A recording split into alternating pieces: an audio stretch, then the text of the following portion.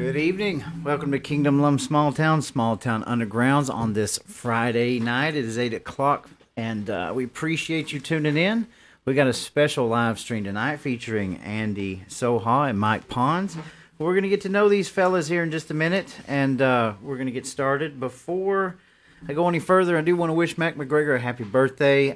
If he's out there watching, I just realized today I haven't been on social media much, and it's his birthday today, so happy birthday to Mac. And also, I just kind of want to let everybody know that I am starting a Patreon. A lot of people have asked me about it. And so at some point, I will release that, and we'll see where that goes. I kind of hate the idea of it, but at the same time, you know, as we grow, we need to grow, and it takes money and crap like that. I think y'all know how I feel about it, but I am starting it nonetheless. So thank you for coming in. We'll have some people coming in here soon, and the stream is up. Feel free to ask questions, get involved in the conversation. So without further ado, I'm going to let you introduce yourself and tell us who you are and what you're doing here. Go ahead, Andy. Okay. Hi, everybody. I'm Andy Soha. Got involved when Trump decided to run the first time, and that was 2012. And he decided to back out of the race, and so I was a little disappointed during that time. So then in 2016, 15, when he announced again, I decided that for some reason I was never a big Donald Trump guy, as far as just from the outside. And so when he started to run in 16, 15, I decided to jump in, and I said, it's my time. The country doesn't look good right now. I don't like the direction it's going in. There's too much opposition. Constitution's under attack. Our freedoms are under attack, our liberties. And I just couldn't come to the conclusion that I could just sit back and not do anything. Mm-hmm. Absolutely. So, you know, it was a tough decision to make. Matter of fact, it's probably one of the hardest decisions I've ever made in my life. Gotcha. And I looked for an organization to join. I said, where are they? You know, where are these Republicans? Where are these people that are going to support Trump? And are we really going to get together and do a movement? And Claire Harrison I heard that they had a meeting, president's team, in Cobb County. And the first meeting I went to, there was probably 50 people there. And I was inspired. I mean, people got up, started speaking. It was a free atmosphere at that time. Right. They weren't restricting what people, you know, they didn't have an agenda for the program for the night. And Sure. Later years, they sort of cut it off to just the program, and they didn't let people speak as openly as they did, but they still did that quite a bit. Michael Altman started it, and Sue Everhart, and several other prominent Georgian Republicans. And that particular night, I'd never really spoken in public before. Gotcha. I mean, I was just a regular construction guy and owned my own company, and I was a go-getter. I made things happen. Every time I hit a construction site for 30-plus years, I had my men and my trucks, and it was like a war action for me. I had a goal and a mission to accomplish. And so when I went there that night, it was a complete change of heart for me. And I stood up and I said some things in the meeting that just naturally just flowed out. And I said, you know, this is it. I'm inspired. I had to do this. And so that's where my start was. I got you. I think a lot of us kind of feel that same way, like kind of getting out of your shell and just feeling sort of led to do it. And then, bam, here we are. So yeah, that was 2015. We immediately started up with a parade program to do the 2016 4th of July parade. We put together a fantastic float with tons of volunteers. 30,000 people came out that year when Trump was a candidate, and we were able to put on a fantastic presentation to the community. Right. And we had veterans on the float, 10 of them. Right. On each side. I wish I had the pictures to bring up. There's a lot going on. We didn't have a chance to get them in here, but that was my first float project. I've been on 6 other float projects. Wow. In different levels. I've been the float builder and coordinator, and the last float I did parade was this past 4th of July in Cherokee County, where we had 35 volunteers at my house. Right. And we built a fantastic float. Mike here, who you're going to hear from in just a minute, was George Washington on the front of the float. We made a great impression on the kids there, trying to revitalize the spirit of America, what the good. Constitution is, and what we need to be following, not sleaze and slime on the TV and Hollywood. Right. I put up Hollywood 3 or 4 years ago. I have not even watched a television program for quite some time. I just focus on what I'm doing. You got away from the brainwashing, huh? Brainwashing. That sounds awesome, man. Well, welcome to the show. I'm looking real forward to it tonight. Mike? Well, the float that Andy built was fantastic. Going down Main Street, the crowd, I was just roaring. It was so emotional for me to see that there were so many true patriots out there that love this country, and that's what this country is about. It's about the American dream. Absolutely. And the reason why I'm here is because I'm looking at the American dream, and I see that the American dream that I had and the American dream that these young people have, anywhere between 18, they're starting to wake up and having to pay for their bills, their gas bills, Right. the way to get around, their food bills. You're looking at it since 2021 rather, to today of 2024, you're looking at minimum a 50% increase in almost anything that you buy. Sure. Yeah. Absolutely. Anything. It's So- pretty so pretty bad when the when- Dollar Tree is $1.25 now. It's $1.50, my Yeah. friend. Well, there you go. It's Yeah. $1.50. There you They go. just went Okay. up yesterday. Yeah. Did they really? No, just kidding. No, they. You know what? How if they didn't go up? Right. That 8-ounce item that you bought is now 6 ounces. Yeah. Right. Yeah. And that's kind of how they do it. So you look at the trajectory of what America has been. It's been parabolic, right? They've been rising and rising, and now we're going this way. Oh, yes. All right. Oh, yeah. And so as the inflation goes up, so if we're going parabolic this way, right? Then, or actually, let's change that up a little bit. My American dream, as it came up and up and up, and the next one, it's this way. It's this way. That's what's going on right now. You're right. So the trajectory or the glide path, whatever you want to call it, it's going away. I venture to say that we're in a recession. Well, of course. They won't say that we're in a recession. They will not. Because if you calculate, and this is a little too much maybe for some people about GDP and understanding the percentages involved, but the percentage of government spending, I don't know what exactly it is, Right. but they're the reason why GDP isn't a positive. You take away what they've been spending since 2020, we're in a recession.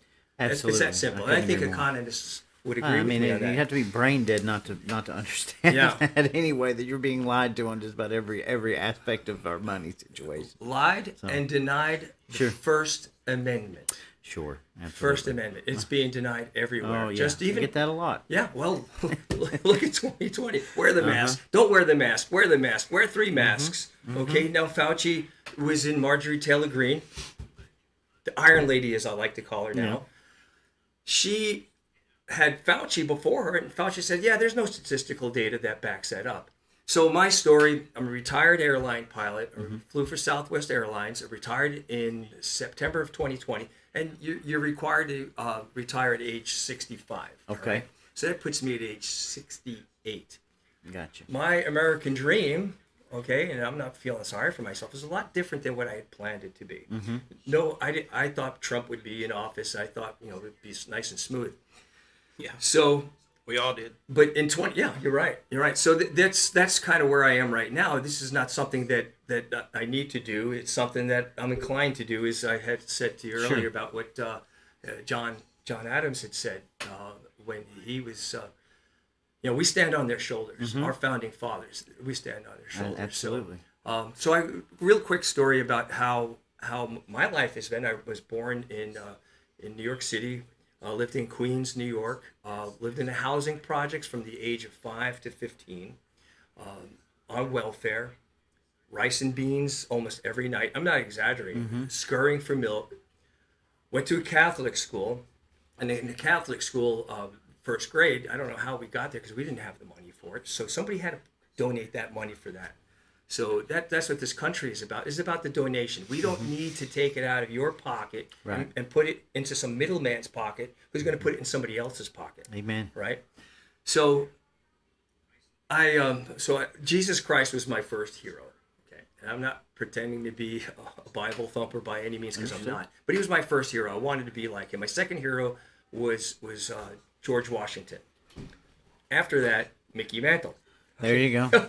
So, from New York. Hey, forget about it, you know. Gotcha. So, long story short, I got out of the housing projects and became an airline pilot at the age of 40. That didn't happen right away. There was a lot of struggles and a lot of obstacles in the way that all of us can share. Sure. But what other country would that happen in? If I was There in you France, there's no way I was going to become an airline pilot unless I went into the military. Mm-hmm. You know, so I don't have the military background. But real quick highlight before we move on to something else. The neighborhood I grew up on, just to show you about the American dream. The zip code of 11377 had the most killed in action out of any zip code in the United States. Wow. So, you know, there's trees and squares all in Woodside that are memorials to these fallen veterans of the Vietnam War. Wow, I didn't know that. Yeah. Yeah. But I just wanted, you know. Yeah, I got so, you. But I got the American dream. There you go. I'm blessed. And so now I feel like perhaps this is the moment where I pay it all back. Right. So what brings you here tonight? What are you planning on doing about this? What are you going to do to revive this American dream? Well, first of all, it's like triage, right? You know, who's going to die? We can't do anything. That's a lot of Democrats, right? Right. So you can't save those people. Not any longer. No. Yeah, no. Well, there's a difference between a liberal and a leftist. That's true. But there's a lot of leftists out there that want to destroy this country. You know, you look at the 1619 Project and sure. And the the current Lincoln Democrat Project. establishment are Juneteenth. welcoming them with open arms, right? Well, It's we used to be able to joke about the Democrat Party and say there's good people in the Democratic Party, but at this point, the as much information as we know about the Democrat Party, you'd have to be insane to have a D next to your name. So I'm not giving any more outs to people. I mean, like, if you support the Democrat Party, you support all of these bad things that we can't say right now that everybody knows what we're talking about. So it has changed. evil. It's They're pure evil. Yeah, Absolutely right. This is a spiritual war. You can, Yeah, you can, agreed. you can hear it in music. Yeah. You hear some music, and it can be popular music, and you can feel that spiritualness behind it. Absolutely. And then you get into certain songs, or you know, if I might use an example of rap, there's some really good rap music Sure. out there. I like, but some of it is like, you know, show me this party part. Yeah. You know, shoot a cop. You know, there's nothing spiritual. It's all anger and evil. Well, I don't like to use the word all, but Right. there's this one. Well, there's part I'm talking definitely about. some angles here. There's Yeah. definitely some, going to Tavistock and how manipulation of music can, there's a lot we could unpack there, but you're absolutely right. So, Yeah. So It's indifferent to what's good oh, yeah. about mankind Right. and our moral values and treating others as we would want to be treated, those kind of things. And a lot of it's just a miss upbringing. I was so fortunate to have great parents, and I can't talk about that because I'd probably bawl my eyes out, but I had great parents. They're both passed now. Right. And I had a good upbringing. And it's just wonderful when you have good parents and, Sure. and a good family. I mean, it takes a Christian background is nothing to be shabby about. You should, Absolutely. some people want to, live their lives without God and Christ in their life, and that's their decision. But you still can be a moral person, and they're in America, and they don't appreciate America for what it is. No, they don't. They've been sold a fake bill of goods. When I was first married in 1990, I married Patricia, my wife, and the first thing we did was went to Mexico City. She's from Mexico City. She's a Latin lady. sweet And- lady too, very and- nice. And I decided just to hop in the car and drive down there and see her family. And what an eye-opening experience to cross Right. the border. I can imagine. I crossed it the other way. I didn't Yeah, cross right, it right. this way. Gotcha. And took the wrong route, went through one of the highest mountain chains in the world at night, and the fog set in, and it was a curvy road, and I had bald tires on the car, didn't expect any of that. Went exactly the wrong way, about to run out of gas. I had to stop at the top of the mountain to breathe, and there was trucks going up the mountain that had fruit on them. They couldn't see me until about 10 feet. Man. seriously. And they were flying. They knew the route. So I knew that I was in trouble with all my senses going. There's a lot of incredible things in this big world. Oh, I had to get out of my car and walk around and crawl on my hands and knees to find a place to park my car on the side of the road so I didn't get knocked off the mountainside by one of these big fruit trucks running at night. wow. And Kind of so makes you appreciate where you came from, doesn't it? the oxygen was gone out of my bloodstream. We were in a high altitude, so we sat there and tried to get some oxygen back in our bodies, and I was able to get back down on the mountain and drive into Mexico City at 3:00 in the morning. We were lost, and we got a police officer in Mexico City. We told him that we were lost. And he said, "Follow me." And we went flying through the whole city of Mexico City with this police officer going about 50 miles an hour and cutting around corners, and took us right to her house. Wow. Yeah, what a story, right? That's crazy. I've been to Tijuana. That's as far down as I've been. So it's a different world. But that was also 20 years ago. I don't know if it'd be better or worse. Were you in the Navy? No, I have Okay. a lot of family in California, Yeah, so yeah. I got to go out there and hang out. And conservative family, by the way. You Yeah. know, a lot of people that start coming out now.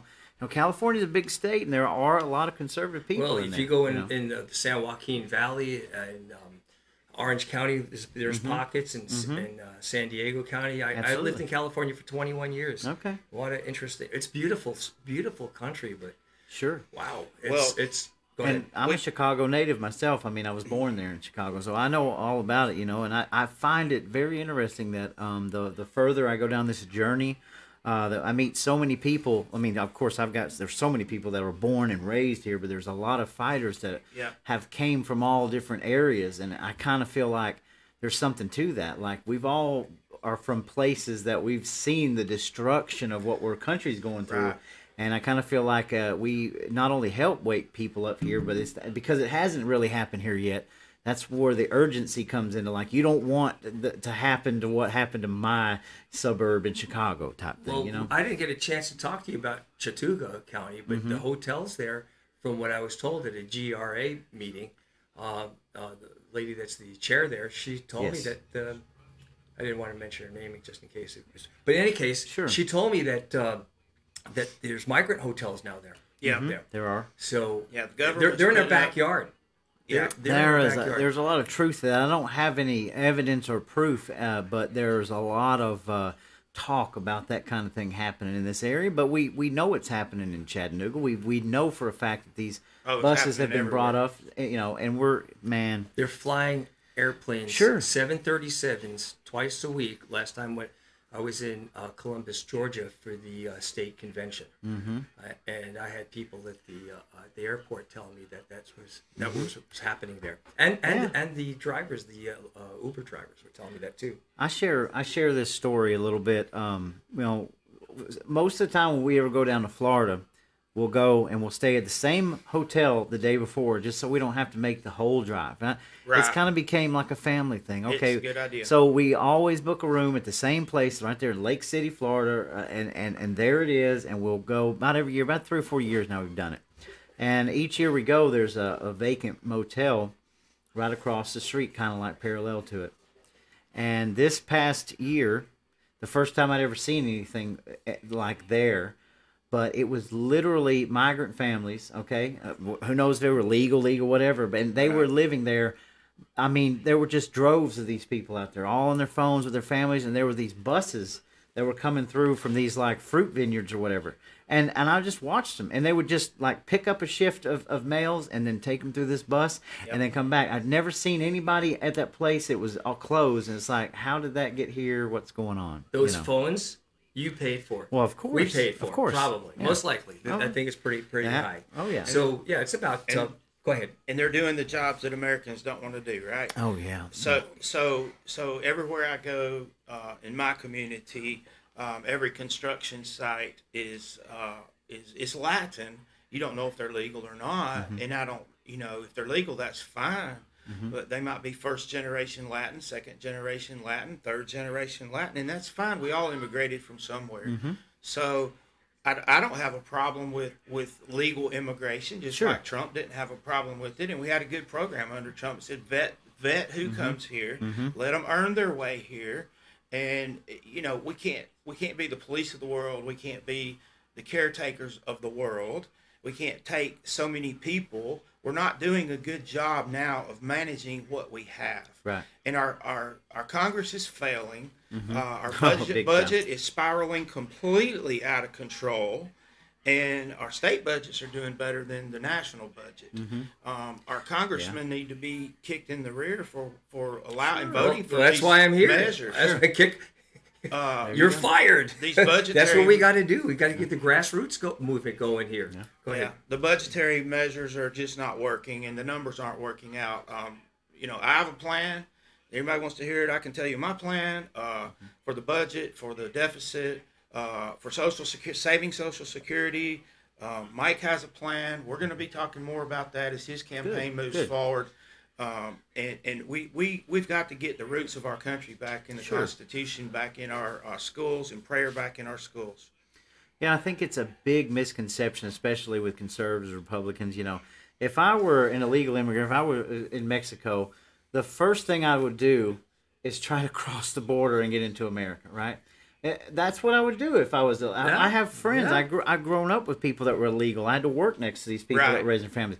It's not about that in and of itself. It's the fact that our country has been let go to a point where that's even allowed to happen. See, without going the legal route. Design. It's by design. It's by design. And so the left wants to paint you as somebody who, you're just anti-brown and you're doing all these things and you're anti-migration. No, it has nothing to do with that. Because if I was in their shoes, I would be doing the same exact thing. Yeah. They shouldn't even be allowed to happen in the first place. You should be able to come in legally through a system, through a border, and assimilate, and learn the American dream. And that's what it's about. Well, they don't even teach what it means to be an American. They don't. In school Yeah, anymore. they're not learning that. Absolutely. And don't. this is part of the design. And many, this is what Woodrow Wilson would have loved to have seen in his day. Sure. This Absolutely. is what he would see. The progressive. He's one of the founders of the progressive movement, and that's the real crime here is that we're not getting legal immigration.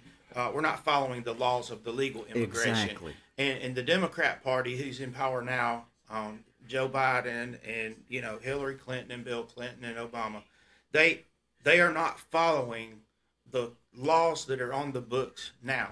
They Absolutely not, on purpose. and so if we could just follow the current immigration law, there needs to be reform, of course, but it's not going in the right direction. Isn't it funny how if you just simply follow the laws, you can solve a lot of these issues? Well, isn't that the executive branch's job? To enforce the law, right? Yep. That Congress writes the laws. Right. Guess who gets to enforce them? Mm-hmm. But when you have Marxists like Mayorkas in there and Garland, Mm-hmm. Oh my God! I mean, these people. How are these people still standing? I swear. Well, every time I watch the a clip- congressman I'm running against voted yes. nay of getting rid of Mayorkas. He voted nay. Now let's get into this for a second. So let's talk about it. So you are going to run a campaign. Correct. Let's tell the people what you're doing. Well, that's a great question. Mostly what I'm doing right now at this moment is getting the candidate ready to enter the fire and make sure I have all the equipment on, the oxygen mask, the whole 9 yards. I've been doing a lot of I'm doing a faculty training up here next week. A couple of weeks. I've been doing a lot of Leadership Institute training, and these are very conservative 501(c), but they'll bring Democrats in that they're supposed to. And I've been getting a lot of that. I've got a couple of supporters that are getting ready to back me up in a big way. Good. So that's the initial part. I've been doing a lot of research. I've been doing a lot of research for a year and a half, but I never had intended at all to run for this position because my whole idea of retirement was playing my guitar, playing tennis, riding my motorcycle, and visiting this wonderful country of ours. Sure. But I took notes anyway because I felt I'm a disciple of Steve Bannon, and as I said earlier, it's like a college course there. Sure. That you learn so much about your government, you learn about finance, you learn about the history of gold, for instance. They're always pounding the table on gold, but They're very knowledgeable about a lot of, or Steve is very knowledgeable about a lot of things. And so I started watching Bannon during the pandemic. We had a lot of time off, canceling a lot of Absolutely. flights. I didn't have to do anything. And he talked about the transition integrity project, Mark Elias. I was searching for that name, Mark Okay. Elias. Okay. And in August of 2020, he's telling me how the steal is going to happen. And but I didn't read it. I don't think he realized how many vectors it was going to come from, and how many the main. If you look at the main states where they stopped counting the votes. Sure. Oh, let's see how many votes we need to get our man in office, and they were by slim margins. Oh, absolutely. So, and then it got me into. I found out about Garland Favorito and Sure. his thing. And Voter Georgia. Yeah, and so I became GA. Voter GA. Thank you, Voter GA, and just had to say it one more time. Go ahead. Voter GA. Love I Garland. love Garland Favorito. He's my man. I was lucky enough to fly him to a Trump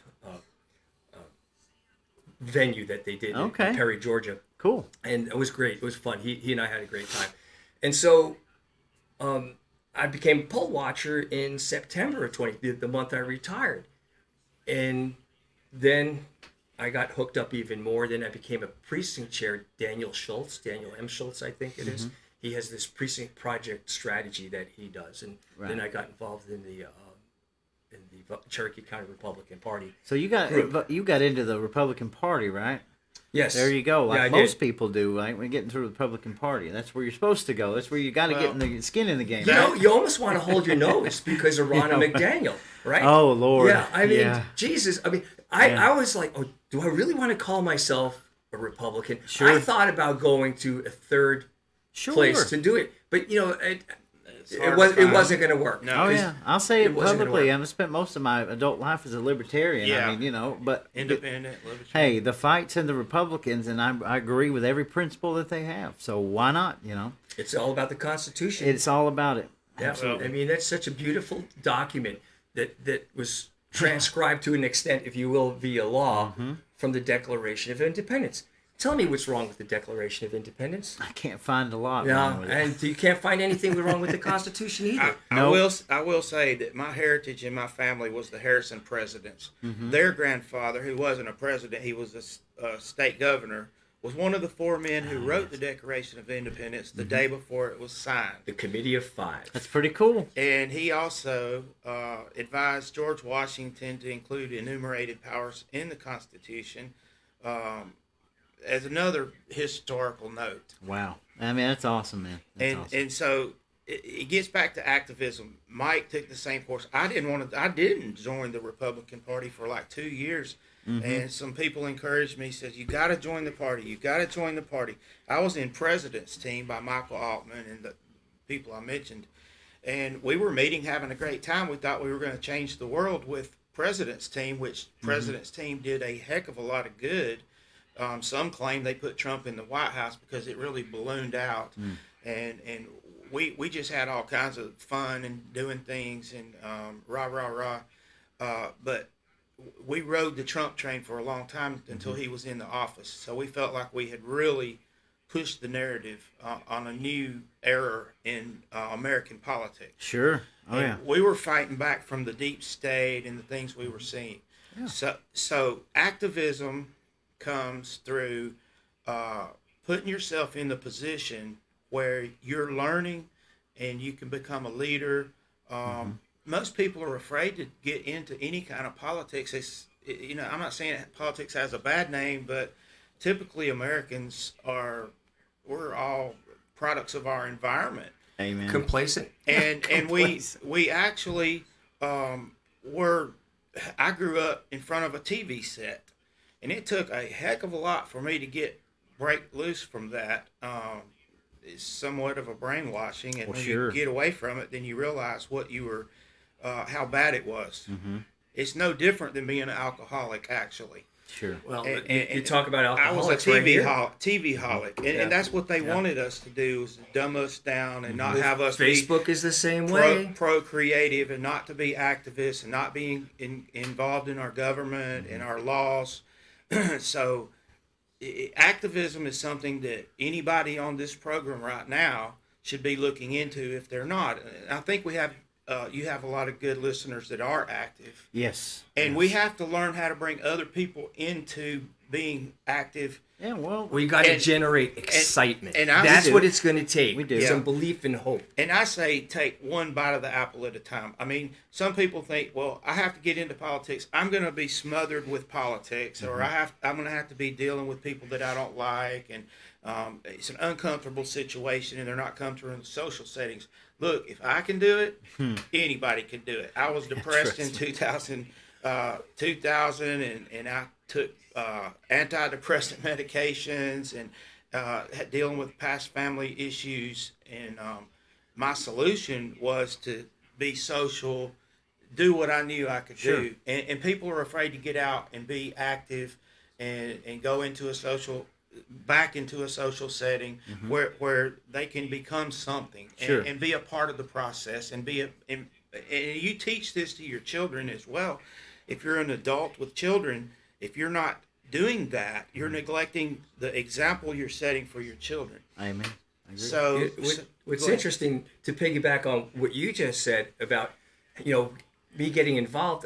Before I got involved with running for this candidacy for Georgia, MikePons.org, by the way, was that I was angry. I would talk to people about politics. I said, "Why are you not doing it? Why, do you know about this, that, and the other?" And they didn't want to hear it. And I'd get angry and angry and angry. But not at, I wouldn't expose my anger to anybody. I would just boil up inside. Sure. And once I made the decision to run on September 23rd, the day after my 68th birthday, there was a peace over me.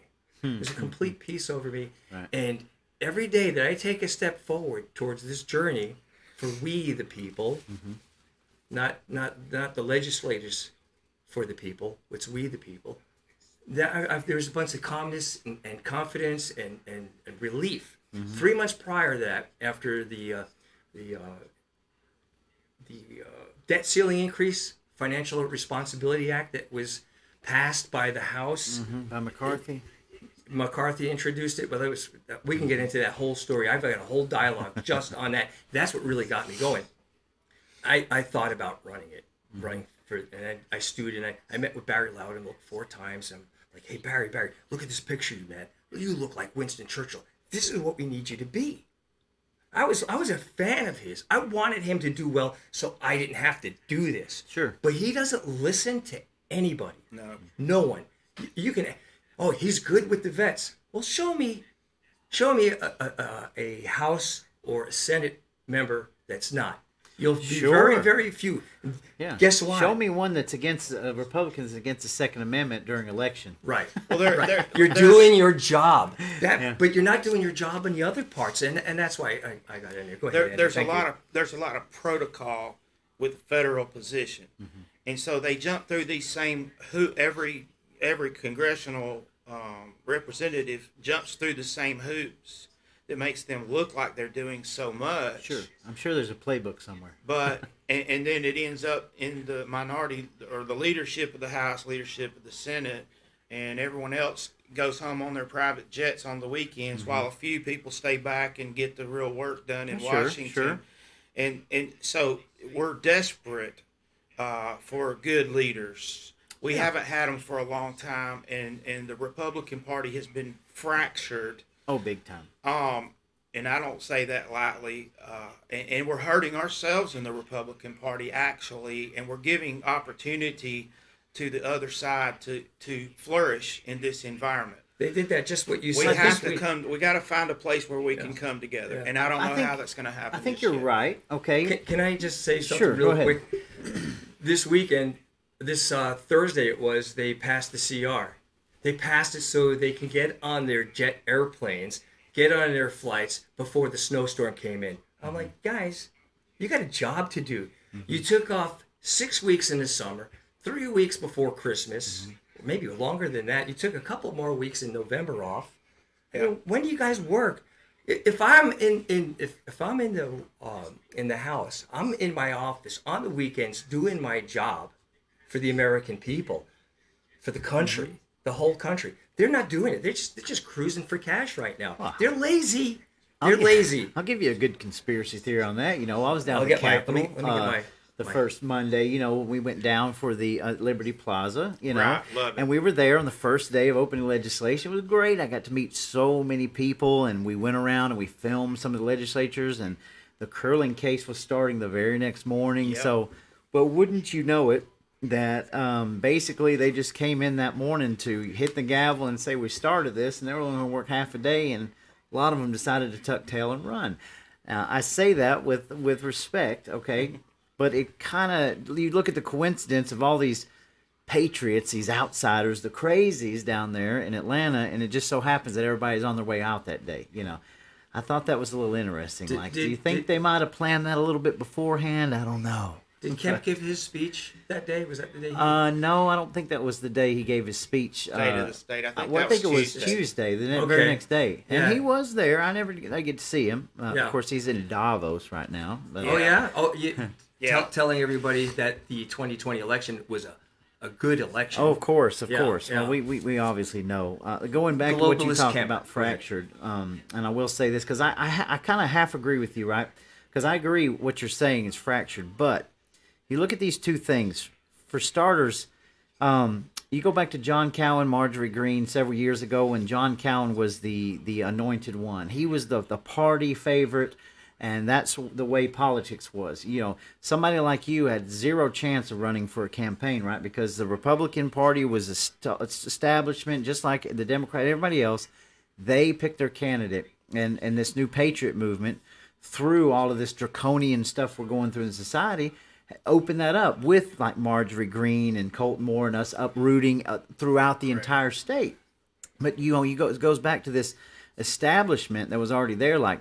That's who the Republicans said was going to be the front runner, and it's not that way anymore. And that's why we're fractured, because we have this establishment portion that is kind of rejected people like you and myself and other people. The That's donor right. class. The donor class. Yeah. And so, but Blue because collar. of this, because of all this, it's so easy to see now, and it's awakened so many more people to this cause, right? Because of that controlled donor class, this is who the candidate is, and now we've broken that ceiling, and here you are. And I think it's a beautiful thing. It's a necessary pain that we're going through right now. Absolutely. There's a blessing in that 2020. Sure. With a correction, 2019 COVID and the 2020 election. And I'd like to reframe it's the globalist donor class. Globalist donor class. I mean, because that's what what it is. else can it be? That's why they're in Davos right now. What else can it be? Is we have a better way for you. I had some notes on that Sure. whole event. I didn't bring them with me. But at the same time, right? So here we are in this fractured class, right? Right.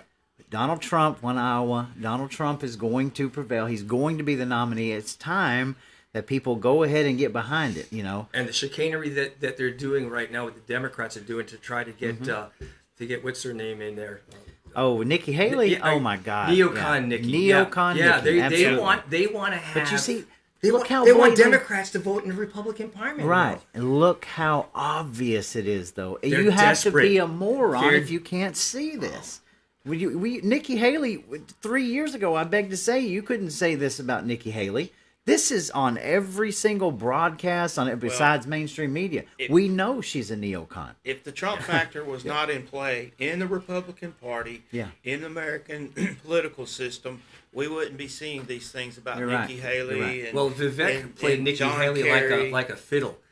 Yeah, he did. and, He and played her John, like a fiddle. It and was John amazing. McCain, and the whole Republican establishment that's turned their back on blue collar Americans. Sure. And we've been pushed out of the primaries. We've been pushed out of the polls. We've been pushed out of everything. We don't know if our voting system is not being tampered with, Paper and I ballots. believe it is. I think we do know, though. We need paper ballots now, Sure. and we cannot trust the computerized electronic systems. Of course not. There You is- can't trust it like you can't trust these QR phones. codes. They were designed by the Chinese, and we know that even the American military had problems with Chinese-produced computer equipment in the military equipment. Sure. Bugs being planted in our Backdoor software Backdoor. that could connect to Wi-Fi and stream. I mean, And Sure. so when Kemp bought the system with with the nod of the state house, it pretty much it was with a wink and a nod from the Chinese government. Yeah. I believe personally. Well, look from what I've how seen. much China is involved in our economic growth in this state, right? I mean, come on. Hugo Chavez and Dominion. That's where Dominion got its start with Hugo Chavez. Sure. Then they moved to Canada, and then they have an office right next to George Soros. Sure. There's can't make it up. There's no conspiracies. You can't make it up. But there are also no people still coincidences don't either. believe. So Exactly. if they wanted to bring a new voting system into Georgia that's been vetted and Right. properly vetted with American computer engineers, and we could go to the table and go to the courts and verify that the system is verifiable, I'd have no problem with that. If they So- want to use a computer system, but You're they telling don't. me you want a transparent system instead of proprietary software that nobody knows how it works and that can be controlled by. Well, they just had an election in Taiwan. Yeah, And that people flew to Taiwan to cast their vote because it had to be same day paper ballot. Hey, That's what we need here. It works. Same day paper ballot. do you see? Okay, I don't know we if you've don't seen have- any of the footage yet. I know the footage hasn't been released, but several of our legislators in Atlanta, that was one of their main gripes. It was almost like it was scripted. It's like, well, how long would that take? And my two responses to that is, how long did it take for 2020 to be counted? All right, Exactly. months. All right. Secondly, if you go and look at Iowa, the Iowa caucus was paper ballots. Paper ballots through the entire state. They did it all in one thing. They did it all in one day. Everything was good. Everybody's happy. Nobody's questioning. Everybody's good. I knew we had What in the world is going on? Watermark ballots. I knew we had a mockingbird media, but I didn't know the legislators were mockingbirds. It Well, can be done. And then they also told us that, well, my constituents haven't reached out to me about this. I didn't know that this was a big concern. I mean, So- either that just means they're completely out of touch with their Well, constituents, or no, they're following a they script. want you to be stupid, Of course, and they treat you like you're stupid. They treat you like you're crazy. and they hate you.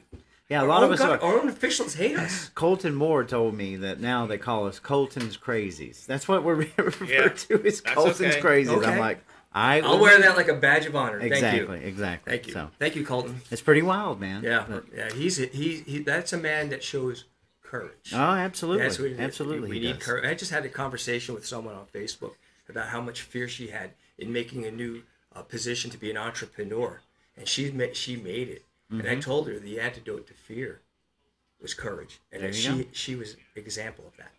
100%. So that's what we need. We need people to have courage in here. Yeah, it's, Faith over fears. am what I Risha scared? Hughes would say. Do I have fears? You bet I do. Sure, The biggest sure. fear I have is my ego. Oh, It's gotcha. my ego. It really is. Am I going to look like a fool tonight? Well, You know. And, No. but you know what? I get rid of that. right. You know, I'll do everything I can to get rid of it. I hear you, man. I fear every time I turn this record button on. This is not my comfort zone, despite what Yeah. Charles Stoker would say. This is not my comfort Well, zone at all. congratulations. You're doing a good job on the show, Yeah. Roy. Everybody's looking in, and everybody's Ladies and gentlemen, Everybody's- welcome to the Mutual Admiration Society. everybody's glad for what you're doing because it gives us a chance to come out here and say what Well, we sure, need to that's say. what it's all about. Like, let me just say this. I was a member of President's team, as I said, for many, many years, probably 6 years.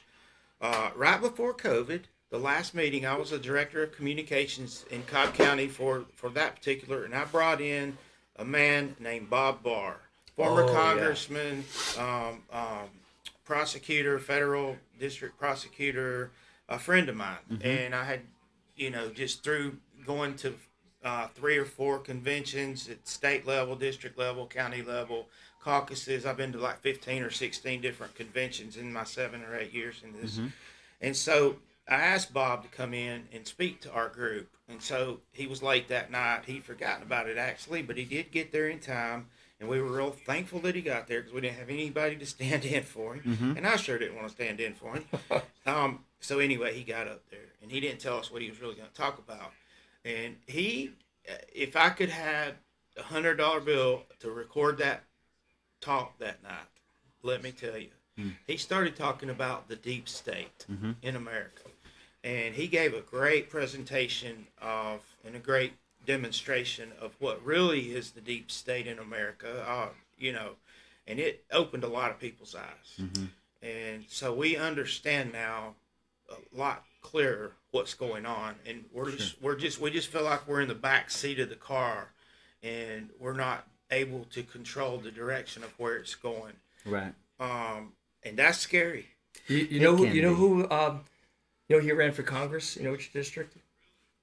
Georgia District 11. You know who he beat? Loudermilk in the primary.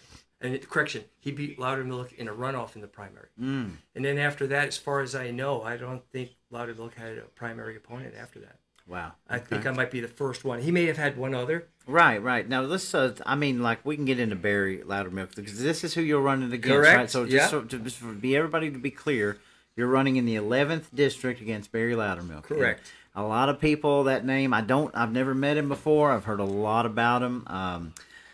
Like I said, I've heard the same thing that nobody is running against this guy, and Nobody has. But you've showed me a couple things you might want to share here, just why you're running against Loudermilk. What makes you want to stand up? Let me put it this way. I like to call him blank check Barry. Blank check Barry. And that's the problem that we have. He's not the only one. I'm picking on him because he's in my district and he's not voting the way that we ask him to vote.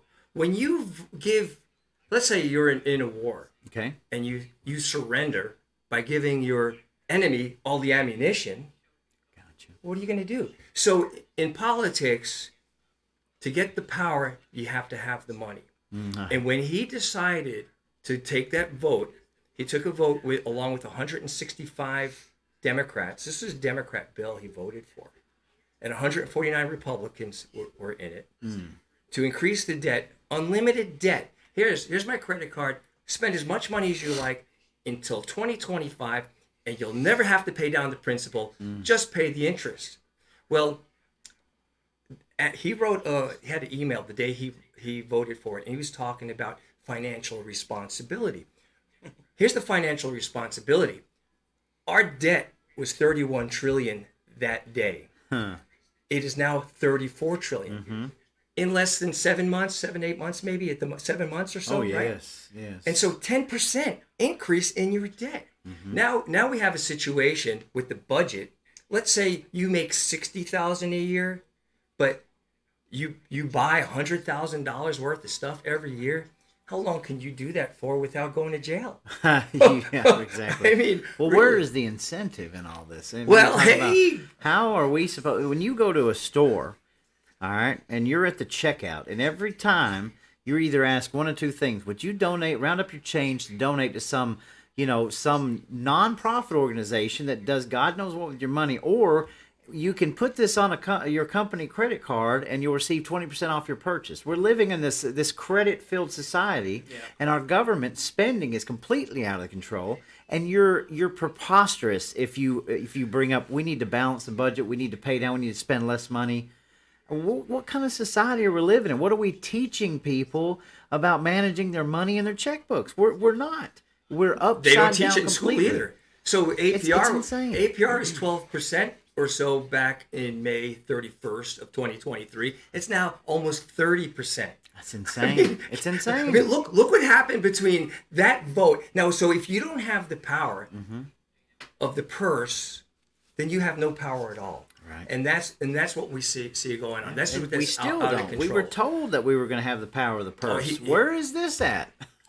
We don't have the power of nothing. We know about McCarthy. He abandoned the Republican Party.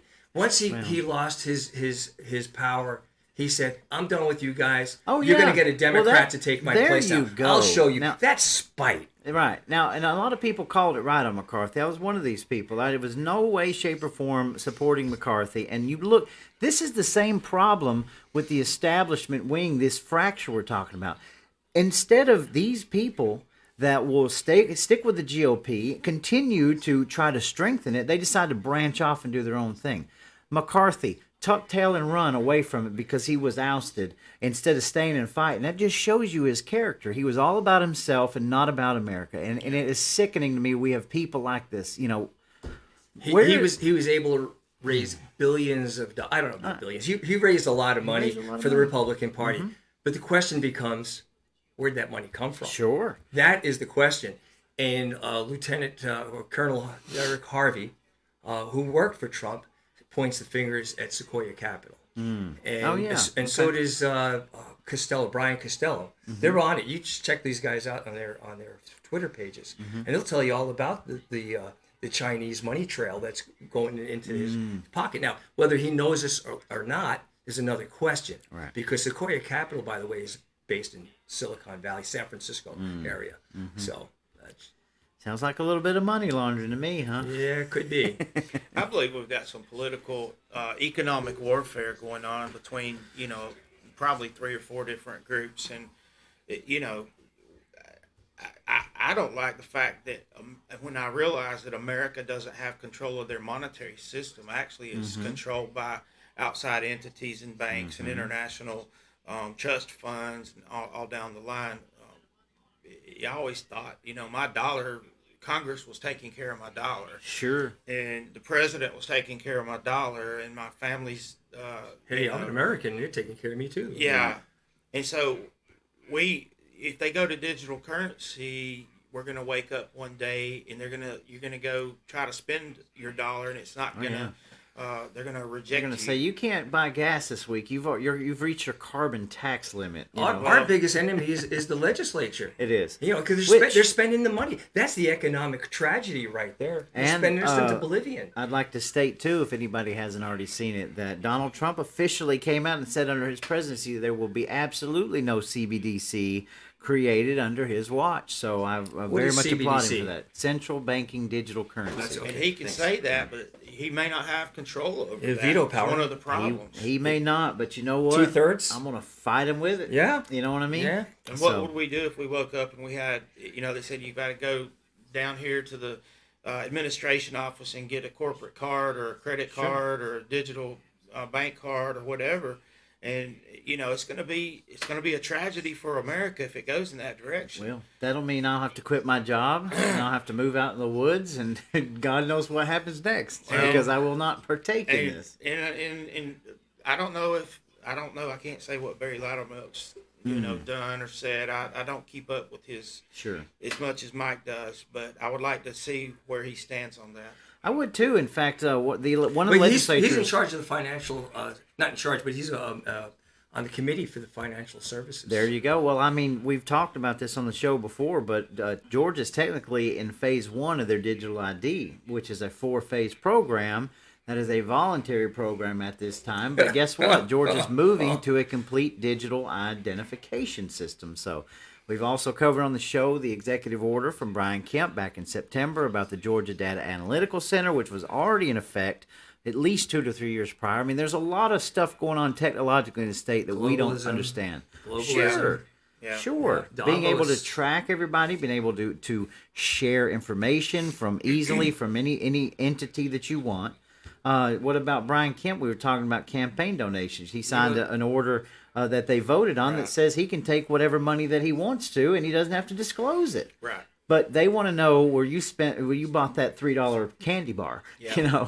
That's insane to me. It is insane. It's a double standard. It is insane. Yeah, you will own nothing and be happy. There you go. And that's where our lovely governor is right now, just selling his soul. Today was the last day. It was only a half day for Davos. the camp. Yeah. I've got the interview saved, but the little snippet, I haven't watched it yet. And then I saw Colton post it, so thank you, Colton Moore, for posting that. Man of courage. I ran for state senate 2 years ago, and I enjoyed it. It was a great experience. It was refreshing to see how our system really works. I had to count for every penny in our campaign. It's fair. It's a fair system, but I didn't get any special donations. I'll tell you that. So right. You have to disclose every single thing that you do with your campaign, and you will and the too. money, every cent you come we in, have and no who idea. gave it What to is you? $80 million in award chests by our governor, and he doesn't have to tell you anything. Yeah, that's ridiculous. Wow, that's crazy. And the fact that we know that now, we're awake. Money is power, isn't it? It is. And money is power, and that was the power of the purses we have to get back. Sure. If I had it my way, for every % that they were over budget, that's what the legislators would be reduced in pay. Sure. So It wouldn't affect a lot of them, but it would embarrass the hell out of them. Oh, absolutely. It would put a stink of shame on them that they couldn't wash off. And that's what I would like to do. Sure. Now, getting that done, It's an uphill battle, it wouldn't even make it out of committee. True. Yeah. But hey, let's Yeah, put it to on the be table. to be as Republican as we are in this state still, to have Conservative. such weak Republicans that don't believe in the principles of the party and stand on the Constitution and will stand up to these people, and then we mock the ones that do. We mock the ones. We punish the ones that don't stay in their lane. We gotta punish the ones that don't do as they say. Amen. We gotta make their life miserable. Agreed. Call, phone them, It's called primary. email them. That's right. It's called primary, and we primary those candidates, and we have to go active. What I was talking about earlier, we have to become activists. We have to learn the rules. And there's one thing that's more powerful than money in American politics, and that is the vote. Yeah. So It is. if it doesn't take $1 to get a vote, it takes a person's commitment. Absolutely. Of going to the poll and casting a vote. Mm-hmm. So if we would focus on getting the votes, from our neighbors and working in small groups in our communities, the way the party is set up, and you don't have to follow every rule of the party, but there's many organizations out there, Sure. and they all do something different, and so you have to get involved with some organization. Sure. And other people, and be social and be active and learn the game of politics. What I tell people is I don't need your money. I need your vote. There you go. Give me your vote. And tell you what, you get your friend to get me a vote. Just get me one more vote. That's really all it Mike, takes. Mike, just one? I can get you 3 or 4. Well, go ahead. Get as many as you can. It's the force multiplier effect, Yeah, right? I know this is all about winning, but I constantly have this. You used to get these conversations with people going, that person can't run for office. They don't have enough money. I've heard it. And you know what? I get so sick and tired of hearing I've that heard it. because you're going to let something like that stand in your way. I cannot stand this win-win mentality. Of course we know we have to win. Of course. But at what cost? Are you trying to tell me that I should just support this person because they've got enough money and enough donors to win? That's that's antithesis of what it is to be a conservative. You vote your conscience. And my people tell me, know me, I will never tell you who to vote for. I will never. You vote your conscience every step of the way. But you've got to learn it. You've got to be that voter. You've got to be that person that's willing to step out. And you're right. It's more about money. It's about the voters. Right. Well, the other thing that I think you're also saying is you got to get the information. Absolutely. And that's what a lot of public has a hard information. time with the information. I know they do. And so that's why I wear this hat. It's Real America's Voice. That's why I wear this shirt. Steve Bannon's War Room, War Room Posse. There you go. And that's what it's a grassroots movement. And so I heard Royce White say, if you know who Royce White is, he said, Steve Bannon's show is the mothership of the grassroots movement. It really is. And I think to if a I can certain direct extent. as many people in that, if that's the only thing I do, I think if we stay focused on what the task is, Sure. then we get to keep our country back. We get our country back because it's not where it was 4 years ago, Lord, right? no. So we got to stop the bleeding first. That's the Yeah. first thing we got to do. That's why I'm talking about triage a little while ago. Let's stop the bleeding. Right. The ones that are going to make it, we'll let them make it. Right. We just got to stop the bleeding. We got to find where the bleeding is, and we got a lot of bleeding in Georgia. I think we need to learn to be self-sustaining in the Republican Party, not without Trump, because if we didn't have Trump, then we're back to square one. Right. So we have to learn the system and learn how to do what we're supposed to do with or without Trump. Trump is there if he makes it. So it would be great if we have him, right? Right. But if we don't have him for some reason, You bring up a good point. we need to be self-sustaining in this party. And the only way we can do that is within the local parties and do what we're doing right here. This is needed. I mentioned this to some of the friends I had in Cobb County back in 2016. I said, we need a media outlet of some sort. It would be nice if I even mentioned this to David Schaefer before he was elected the last term to the state party. And I still have it at my home. I have a file on it, and I can prove this. And I told David, we need a new website for the state of Georgia Republican Party. And it needs to be where every Georgia Republican turns on their phone every morning and goes not to other medium sources, but they need to go first to the Georgia Republican Party. Sure. And see what's happening in their county. They could click on what's happening in their county. They could get current news, and that we would hire a staff of people that would completely give us all the information we needed as Georgia Republicans. And do you think they ever did that? No, Well, they why didn't do would that. they? That's pretty transparent when it's so much easier to hide things behind the scenes. So I had an I get entire it, yeah. I had an entire program lined out for a new website for the state of Georgia Republican Party, and went to Marvin LaFaber, old friend of mine in Cherokee County Republican Party. He was on the state committee at the time, and I went to several other people. I went to some of the candidates that were running for the state, and they did revamp the website, but they didn't do it good. yeah, I understand. They didn't do it the way it should be done. Sure, and that's where you come into the information. A lot of this information you have to seek yourself. Even looking up bills and things like that, it's complex until you do it, and most people won't even spend the time to look into something. I've got 2 bills that I need to read over the weekend because I'm not even aware of one of them that was brought up to me today by somebody. And the thing is to a normal person, man, they don't. That's the last thing I want to do is read a bill or learn anything about it, because we go back to the complacency of we elect these people to represent us, and we just expect them to do this. I don't think the legislators even read the bill. I think course not. it's their lobbyists that read it for them, or some of their staffers. We really, and we've done some of this on 1013. It was really a terrible bill, and so we need some organization to step in and interpret these bills and feed it out to amongst us. Agreed. So that we know what's happening on a day-to-day basis in our state, so that if there's something awry at the Capitol under the Gold Dome, that we've got throngs of people ready to take their pitchforks down there and say, look, we're not going to do this. Yeah. Well, and it's happening on a grassroots to an extent, right? Yeah. Education, for example, there's a lot of good groups out there that are really focused on the educational portions of the bills. Healthcare, for example. Get rid Second of the Amendment. Board of Education. Well, Get rid of it. I'm telling you. The coercive unit of telling you, hey, your daughter is a man. I know. 7 years old. A lot right? of things wrong. I mean, I heard an audio the other day of this woman crying in tears. She had no choice but to give her daughter a penis. What? Yeah. Yeah. No choice at all. Yeah. I can find that. South Carolina I'll get made that information. South Carolina just made that illegal, and Georgia legislature needs to make it illegal for any doctor to perform a surgery on anybody under 18 years old. Absolutely. And it needs to be in this session. I thought they did. I'm not.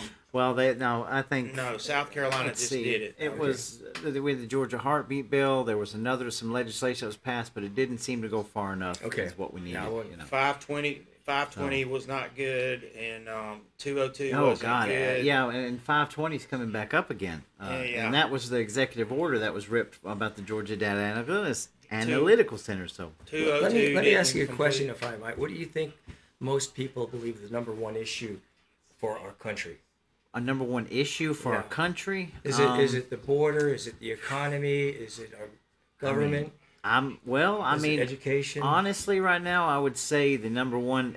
Most people would. I would say it's the economy right now is their number one issue, just because that's what's affecting them more than anything. Right. You know what I mean? Yeah. And we're always affected. Well, once it affects us, that's when. It's like we're sleeping around here until it affects you. You don't want to get involved. You know. That's what I'm seeing also. Yeah. But to me, that's not the number one issue. The number one issue is the invasion of their southern border, trying to make America less American and become 100%. Marxist. Statistically, migration. Yeah. Statistically, that's the number one issue. I saw a report on that this past week. I would agree with that. But just wait. The economy's going to hit. I can tell you that is and the thing is running a close number two. Absolutely. I mean, it'll be number one. Let's be honest, y'all. I mean, like everything's running a close second right now. We're in the middle of World War III. You know, we're facing nuclear war. We're facing multifaceted. It is it's we're getting hit every side, every which way. Mm-hmm. What I think is going to happen in 2025 that Trump will be the president, but when they signed that debt ceiling increase that goes into, I think, February or March. Yeah, of the one that's coming up now. 2025 to 2025. The debt ceiling increase, not the budget. Right. Trump goes into office, the market collapses, everybody starts losing money because the only thing that's really kind of holding everything up is the stock market. There's just a few stocks that are propping up the market, mostly AI type stocks, Sure. or Microsoft, Nvidia, them type of stocks right now. They're propping the market up. Once they hit their peak, unless there's something else to buoy up the market. So I think the 2025 the debt ceiling increase was to set the next president up for failure. Could be. That's how I see it. And Well- that's the problem. The problem that I have with Loudermilk is he doesn't look into the future. I don't know where he's looking, but he's in a comfort zone and he just stays there. He doesn't wander out of it all. That's part of the economic political warfare that I was talking about earlier that the Republicans have to get a handle on. And we need to be pushing our legislatures to be more physically responsible. Yeah, And, absolutely. and it's not just lip service that we need out of them, right? No, I mean, I mean, lip what service. are you going to hear in Georgia? Oh, we've had a what is it called? A surplus for the last 2 years in a row. Well, Georgia, yeah. Yeah, Georgia, but that's what you're going to hear from the legislature. What are you talking about? You're full of it. We don't need to be fiscally responsible. We got a surplus. But who's talking about a definite plan for paying down the debt? I don't know, because I have see- one. Well, look at how much waste in government there is. Absolutely. So the legislature votes it to go to someplace. The Treasury parts it, gives it to the wherever department it's going to go to. Then they give it to a middleman who gives it to somebody else, and then it's a lot of wasteful spending. Not to mention the fact it's not bid on bureaucracy. by unions or whatever it is. I'm not against unions at all. Okay, I think they have a great place. I belong to a union, and it certainly helped me a lot. Sure. But there's a lot of wasteful spending, and we need to trim the fat. There's a lot of fat and a lot of waste out there. Gotcha. So, Before we go any further, I'm going to just go ahead and recognize the comments here. Sharon, thank you for watching. She says Whitfield County needs poll watchers. Go sign up at the courthouse. That's a big one. We need to definitely sign up people for poll watching, for poll working, and especially in some of these questionable areas in the state. So, Jonathan Garcia, it's good to see you, my brother. I plan to do a show with him at some point in the near future. It says, we'll see. I told y'all how to fight it. And he said he understands, and good luck. And we I can't appreciate wait to hear you. from him. Yeah. Jonathan's Jonathan. been a long time friend. We appreciate I know you being here with us tonight. So I just wanted to get those out of the way that way, because we're going to go for a little while longer. And so where do we want to move this, y'all? What's on your minds? I'll give it each one of you a couple of minutes, and what would you just like to say? What's been itching at you out there? I've got a good plan for saving our Social Security system. It doesn't have anything to do. Maybe it may help somebody. I don't know. Okay. But I think the federal government should give every born child $1,000 in an investment account. It wouldn't cost the government that much money to do that. It's very doable. All right. Okay. That investment account would carry throughout that child's lifetime until they're All right. 18 or till retirement age. And the compounded interest would be plenty enough money in every child in the future. Now, that's something you can take to the bank. That's something that saves our Social Security system. Right. We can backtrack from that. So each year that the Social Security is running out, then they can appropriate funds to backtrack until that child in 2023 that's newly born, until he gets to a retirement age of 62. Okay. And so during that period of time, the government would have to manage the budget in the Social Security Department appropriately until this program would support completely. Right. It's a futuristic program, but it's taken one step at a time. What I keep saying, one bite of the apple, instead of trying to take in the whole thing. And so we've got to start planning. Our government, our legislators, our congressional people need to start planning into the future and stop doing what's in front of them right now. And a slow, steady drip can fill the bucket. Right. But that that's my Social Security plan. Okay. And so that's one thing I wanted to say, Maybe Mike. we can find people that will look into it further and study it and maybe present a law. I mean, we got to fix it. Absolutely. It definitely has to be Sure. fixed. To segue off of Andy's comments about Social Security, this is a continuation of what Woodrow Wilson's Progressive Party wanted to look like, and FDR just took it another step forward. I believe that if the government promised you Social Security, then you're entitled and should get Social Security. The question becomes, how do we wean future generations from that? It's got to be paid for somehow or some Right. way, right? Right. So it's got to be there's got to be a tax somewhere. I don't know how that's going to happen. But my number one topic that I believe is the First Amendment. Okay. All one has to do is look at the there's a movie by the Epoch Times did on January 6th. If you don't have a First Amendment right, you don't have a country. Absolutely. There's not. nothing you could say. And we're There's losing nothing that. that you could do. They can come knocking on your door at 6 o'clock in the morning. Yep. If you're lucky, they'll knock on the door. Yeah. They'll get a battering ram. The Gestapo will come in. They'll point their assault rifles on you, and if you make the wrong move, you're toast. Sure. You're sure. toast. That's my number one issue, and I think everybody, we're the only country in the world that has that right. Right. The only one. They are the only one with that, with the Constitution the way it is, and they're trying to strip it of us every single day. King George lives again. Yeah, right. There you go. We've got to protect it at every cost, and I believe that part of that protection is people like us standing up regardless of their draconian rules, regardless of what they try to throw at us, and say, you know what, we're not going to shut up. We're going to stand up. We're going to talk. We're going to say what we need to say. Even though we have to self-censor, it just the fact that you're standing.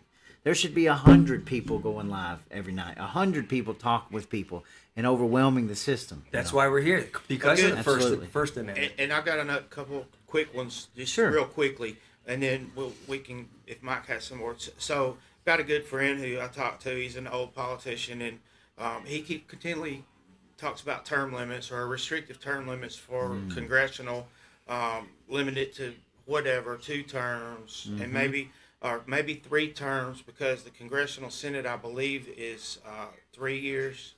4 years, Senate is 6 years, and limit the Senate to 6 year, 2 terms. That'll be 12 years. Sure. Not restrictive term limits, but mediocre term limits. That's one idea. Another one is federal consumer-based tax, and not based on the IRS. And I agree. Ooh, Get rid I of say the IRS. abolish the Goodbye. IRS. Yeah. I hope the first day of Trump, if because I'm a big proponent, I don't know if we're even going to have an election in 24, but the first day of Trump's presidency, I hope that he strikes 87,000 people off the books for the IRS. Right. Well, allegedly, they took some of those people off. They the books. supposedly Allegedly, did. It's been in back and forth. There's so many backroom deals that they can know, do and I hide know. stuff, especially the money. Yeah.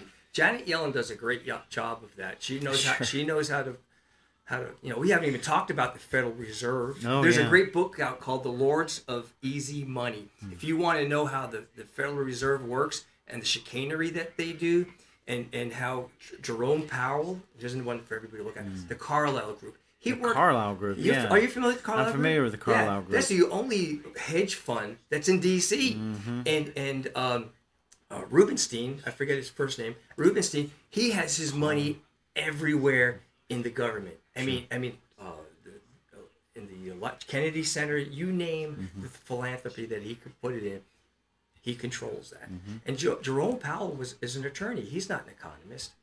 Okay, so his job was to close plants, send them over to Mexico, send them over to China. That's what these hedge funds, these mutual fund companies do. They take your money, you take your job, send it overseas. They make the money. Yeah. They slave labor in China. And we're buying from the people that hate us. Yes. And as a matter of fact, their economy's a little on the weak side right now. Of they course have a it is. huge housing crisis right now that's falling apart. Yep, So- their entire real estate is falling apart, That's right. and their population is starting to decrease. So they got multiple Yeah. If I fronts. can give a plug for somebody that I do not know, there's a finance show that's on 9 o'clock Monday through Friday. It's called Nobody Special Finance. Okay. It's a great. This is a nice education on how the bond market works. Okay. I kind of dabble in stocks a little bit, so I don't know much about bonds, and I don't know a lot about the Treasury. I don't know about reverse repo, but this guy has given me a nice little education on how the liquidity in the bond market is. And what is it on YouTube? It's on YouTube. YouTube, Okay. yeah, Cool. Yeah, he has a hat in the background. It's called tin. It's got tinfoil on it. Gotcha. It's black. Sounds hat, like it says my tinfoil. kind of guy. Oh, I think you'll love him, man. I think you'll love him. And I'm only good for one more plug, if I may, and that's Sure. the John Birch Society. Oh yeah, we need to pull that up Yeah, too. Real quick. I'll tell Yeah. you, there's a wealth of education. If you want to learn about our government and you're a conservative, that is the Absolutely. place to go.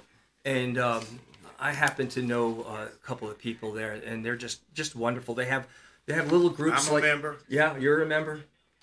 The John Birch Society. There we go. Yeah, We'll it's a pull great it up here. website too, and there's a lot of free They've- info on there. Yeah. They've been around for, I believe, over 40 years. Yeah, I've heard a lot of good things about him. Dr. Wayne, I Frank. gave you a plug, Wayne. Yeah.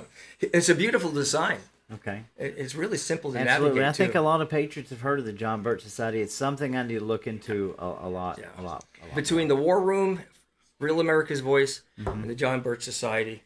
Gotcha. But there again, it gets back to the social thing. It gives people a chance to connect together socially and to talk and to exchange ideas and to Yeah. plan for the future, plan for their children's future. Because the kids, let's face it, the kids these days don't really care.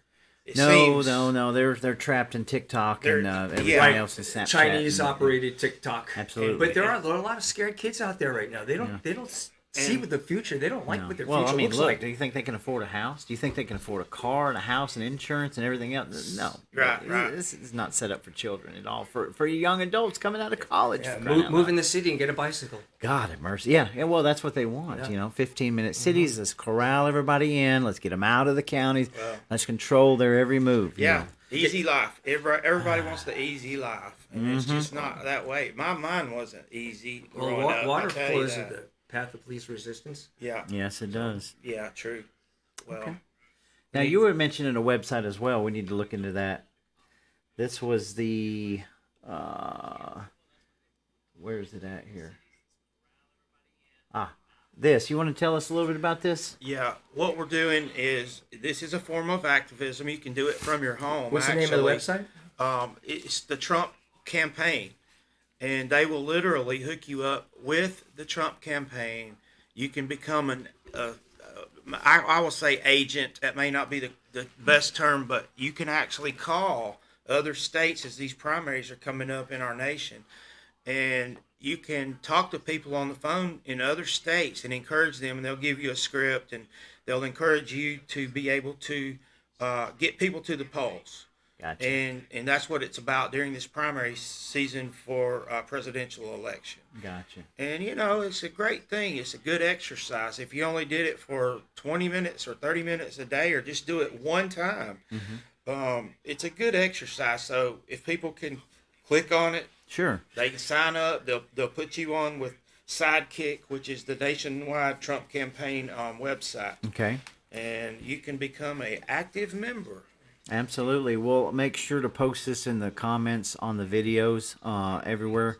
I am running behind on that from the other, but we'll make sure to get those up there. So You know, I just want to give a shout out to Marjorie Taylor Greene. She was Okay. on Steve Bannon's show, and I got to say, she looked like the Iron Lady. okay. And I would love to work with her, Matt Gaetz, Eli Crane, all of those people that Byron Donalds. Yeah. I mean, Thomas Massey. There's Oh, yeah. There's a whole list. Of There's good a whole people, bunch of fighters out there, Sure. and they need somebody to have their back, and I want to be that guy, Right.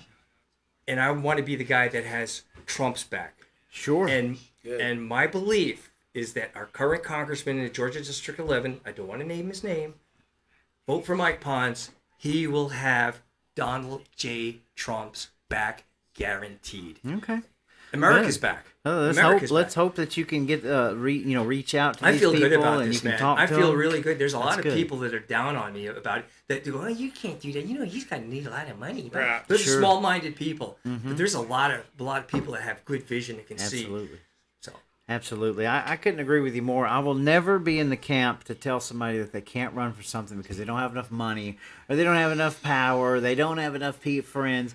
You stand on your own convictions and you run and you do your thing, man. That's what it's all about, because that is how we've been able to change. That's how we've been able to crack this code of a uniparty system we've got going on. Collaboration is... That's people that are standing up and doing this are the what's being able to see somebody like Brian Kemp. And, I don't even like to keep harping on him. It's just the truth. Right. We've all He's not been representing you. No, he's representing he's not Davos. That's why he's there. He's representing his own coalition. He's representing his own Chinese CCP, this technological advancement of Georgia. He's representing all of the things, and none of them conservative.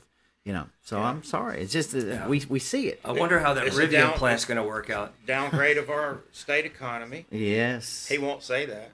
Well, no, because he's got all the, he's got the numbers and the metrics, but it's all foreign-owned corporations that are moving into the state. It's all tax money or money coming from Hollywood. It's all of these things that are kind of evil and don't help out the rural Americans of Georgia. And they're crowding us out. He don't want to prove. He doesn't want to prove decreased wages in Georgia into the future, and that is something that needs to be proved. And I'll tell you, it can be proved. Right. Well, that's why they like these migrants here. Cheap labor. Of course, and I don't want to share this like it's gospel, but I'm hearing rumors that Whitfield County is, kind of applying as a sanctuary city status. So if anybody has the information or knows, that's the rumor mill going around. I'm not sitting here saying it's Bible. I don't have the proof, but a lot of people are asking, is Dalton, is Whitfield County, are they applying for sanctuary city status? So if you know that, maybe you can get some information out there, bring some information, let us know. But you know what's happening in New York City? Sure. Eric About Adams, the high the mayor. schools? Oh, No, yeah. well, not just the high schools, but you're right. They push the kids out of the high school, but what he's also done, there's so many migrants out of control, and the theft the burglaries that are going on and the violence that's going on from these migrants, they're giving a migrant curfew. Of course. Imagine that. And they're not curfews for migrants. See, that's how free that's they gonna are. go right? over very well. Yeah. Good luck in New York. They're not. I grew up there. They're not passing bills to do this. That's it, Roy. They're not passing. They have bills the laws to do this. it. This Keep is them being out. done. Keep This is them out. being done right in our faces. Sure. And the law has been disregarded. I mean, it's just being cheapened. I mean, everything around us. Obama wanted to fundamentally change this country, and he said, if I get 30 million people coming in here, I can accomplish that task. Sure. He even talked about a citizen a cop force. Where do you think you were going to get the people for that? You know what I'm saying? Well, Over there's these a last- Chinese cop force in this country too. There they are. Yeah, you talk bad 100%. about the CCP. Over these last 2 weeks, with the frigid, almost sub-zero temperatures we've had with the wind chills in Cobb County, place that we never thought we would see this kind of thing. There's been at least 500 homeless people out in the open, in the woods, in tents, and I'm sure they're not satisfactorily warm, sheltered. Sure. They're It's not, everywhere. They're not in a HVAC home. So it's really sad. And Sure. this is On Cobb County. my ride into Atlanta, the last year I went with Georgia Right to Life, and then this year I was riding down some people, and they were like, "Oh, you got to see on the interstates," and I mean, it's right there on the underpasses on the interstate. There's tent cities popping up everywhere. They weren't there a year ago. They're there now. And I it's just asked. everywhere. I like Burt Jones, but I was at a meeting where he was, and I asked him about the migrant problem, and I told him about a couple of things that I've been told and witnessed it, and he said he had no data and no idea about the migrants. And this is a guy that I like a lot. He fought for the election integrity, and now he wants to run for governor. Bert, come on, man. Well, let's I mean, get it together, and let's keep our country and our state. Well, hey, that's more accountability. We're taking the GOPs to the level of accountability. We're gonna stop these people. I'm not talking about Burt Jones. I'm talking about you are going to have to abide by the Republican principles. You're going to have to abide by the Constitution. If you don't, you will be held accountable, and you will not run and represent the What's the GOPs. job of government? The job of government is represent the people. Well, is to protect its citizens. Well, there you go. That is Yeah. the number one You're job right. of government, and it's not being done. No, it's not being. You know? And not to change the subject, but let me just quickly say before we go that Sure. I wrote a national uh, Defense EMP Strike Proposal Program. Okay. I actually put it in Newt Gingrich's hand, and he said Wow. this will get to the right people. Good. And I also gave it to Bob Barr. Yeah, And, you know- and it was a comprehensive strike, nationwide strike, EMP strike defense program. Yeah, you know. See, our cars, our automobiles are not protected from EMP Nothing. strike. None of this Nothing. equipment in here. Our electric companies are not. Our gas companies are not. Our water companies are Sure. not. If we get hit ever by, and you know, I don't want to go on with this. Just quick thing, Sure. quick reminder to everybody Absolutely. what state of affairs we're in. Bring If we ever get hit by an EMP, it's done. America is over. The experiment, the 243-45 experiment is done. We're going back to the 1600s in Yeah. America. I don't know if you've seen the latest Tucker Carlson. He had Dennis Quaid on there last week, and it was completely about EMPs and a And- program to put these little resistors in the lines that would actually stop the surge and protect. And nobody's talking about EMPs Yeah, right now. my plan, which I could show you sometime, Sure. it covers every single aspect of every technological device out there, and it's a long-term plan. It was a total 10-year plan, but it'll probably take longer. But it's meant to be, even in the state of Georgia.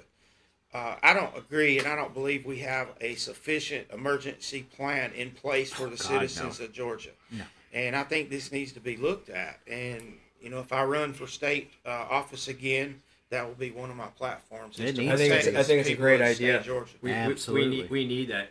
Right. I mean, I think the odds are pretty low. But if some sort of military action was taken and we lost our electricity and there was some sort of contamination problem, I don't Yeah. want to scare anybody necessarily. How do we counteract that? We've got to protect ourselves as a society. Yeah, I exactly. guess if you're And a if nothing- multi-billionaire, you dig a bunker. Well, like- Yeah, if nothing Mark else would bring Zuckerberg. the Democrat Party and the Republican Party to some American terms, and Sure. we could get back to the table and act civilly amongst each other. This issue there's a lot of issues that we should Right. be coming to the table on. I agree with You that. know, Absolutely. thank you for letting us come down here, Roy. Yeah, man. Anything Yeah, else you guys certainly. want to say? Anything else you want to add, man? Feel free to add it now. That was mine. Okay. Yeah, I just want to say thanks very much Now- for allowing me this opportunity to go We ahead. people need to know, and I'll write it down, and Yep. we're going to share the links. How can people reach you? How can people donate to you? How can people we're going to get your message Right out. now, my website isn't very robust. What I need is if there's anybody out there that is a web designer that can help me with my Wix platform that I've been struggling with. Okay. All I've been able to do right now is put a donation in there, an email. It's Mike, M-I-K-E, and then my last name is Pons. Okay. .org. In there, you'll find a link to either for email and to donate, that sort of thing. And I will. I think definitely- after tonight, you may get Yeah. that up Sure. and running. Well, I pretty hope, quick, I hope I hopefully. do. I need a campaign manager right now. Right. I need the whole staff. You're just now getting started, right? I'm just getting started. I have about 150 people that I can count on that I haven't formed the team, so I need to find some people. So I have an idea. I need people in Gordon County. Sure, I need people sure. in Cobb County, Pickens County, Cherokee County. There you go. That's- There you go. And of course, Bartow County. Sorry, Absolutely. Bartow, that Yeah. you're not the last. They had but a you're the great first. Christmas parade in Cartersville, Bartow County Yeah. this year. Absolute fantastic Christmas parade. deal. I tell you what, it's worth anybody going to watch. Well, good deal. Thank Good you deal. so I much, need man. I need to come down to Appreciate that. Cherokee County, man. I Thank need you. to check it out. Folks, you have heard Mike Pons running in District 11. Let's find some ways that we can support him, find some ways that we can get the grassroots behind some of these America First Patriot candidates, and we can solve these issues that we're talking about. And as Mike well knows, any of these people that are running, they see we're going to hold them accountable. We were going to hold these people to their words. Why not give them a chance, Make them right? feel the heat. Exactly. Andy, it's so good. We've had several good conversations. I'm very glad to host y'all tonight. Folks, you can feel free to like, subscribe, share. We are on Thank you for live watching. on Rumble, YouTube, Facebook. We'll put it out everywhere else. And this has been our special report. I'm sure y'all are sick of seeing my face.